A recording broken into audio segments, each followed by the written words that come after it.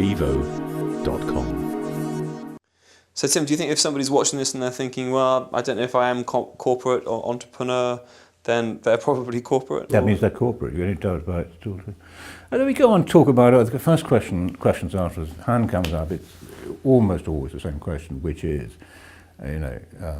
why do you keep on bidding for Waterstone? Well, I've answered that already. Yeah. And the second question is it possible, which I think is a much more interesting question, is it possible for a corporation, let's say, Tim, I've got a corporate mindset. Let's say my career is going to be in a corporation. Why can't I run a division within a corporation, which is an entrepreneurial division?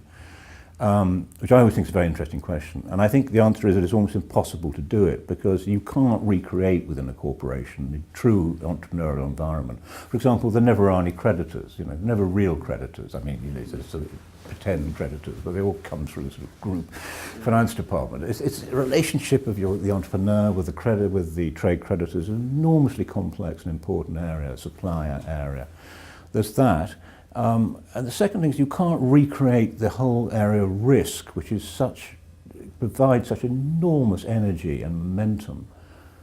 You can't recreate it in the corporate environment. So the next question that follows afterwards, it says, well, what happens to entrepreneurial companies when they get bought by corporations? And I think the answer is they almost always shrink upon themselves. The message gets coarsened. It's one of my problems with Waterstones, actually, with the HMV, is I think some of the early simplicity of vision, the clarity of vision, it gets coarsened in a way.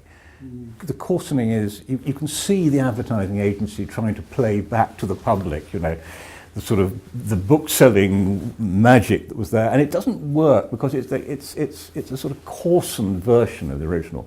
And I think that happens almost every time.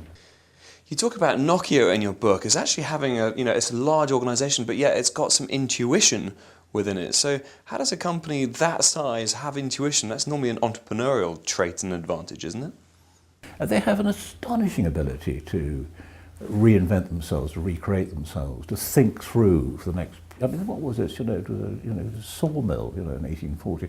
We had to rethink a market.